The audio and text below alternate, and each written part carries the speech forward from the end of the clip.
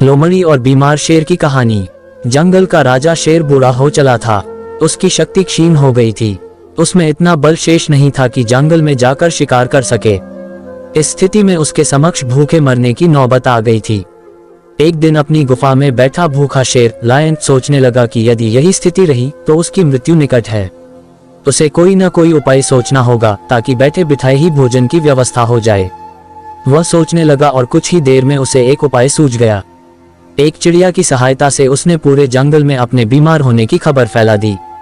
जंगल के राजा शेर के बीमार होने की खबर सुनकर जंगल के जानवर उसका हाल चाल पूछने उसके पास पहुंचने लगे। शेर इसी ताक में था। जैसे ही कोई जानवर उससे मिलने गुफा में प्रवेश करता, वह उसे दबोचकर मार डालता और छककर उसका मांस खाता।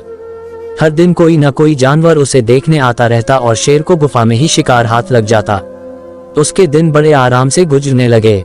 अब उसे भोजन के लिए जंगल में भटकने की आवश्यकता नहीं रह गई थी। बिना मेहनत के उसे अपनी ही गुफा में भरपेट भोजन मिलने लगा था। कुछ ही दिनों में वह अच्छा मोटा हो गया।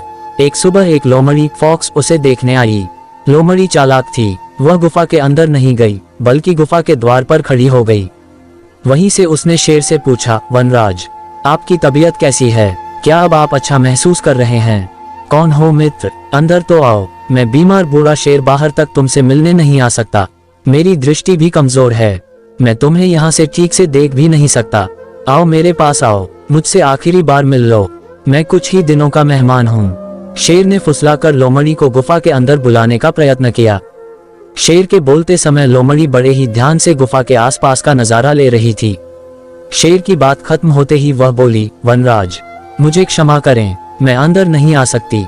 आपकी गुफा में अंदर जाते हुए जानवरों के पैरों के निशान तो हैं, किंतु बाहर आते हुए नहीं। इसका अर्थ मैं समझ गई हूँ।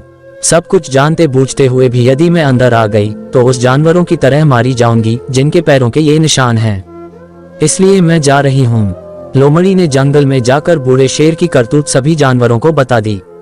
उसके बाद कोई भी जानवर शेर से मिलने नहीं गया। इस तरह अपनी बुद्धिमानी से लोमड़ी ने न सिर्फ अपनी जान बचाई, बल्कि जंगल के अन्य जानवरों को भी शेर के हाथों मरने से बचा लिया। तो ये कहानी आपको कैसी लगी? वीडियो अच्छा लगा तो वीडियो को लाइक करें और चैनल को सब्सक्राइब जरूर करें। मिलेंगे और एक नई मजेदार कहानी के साथ। तब तक के लिए जय हिंद।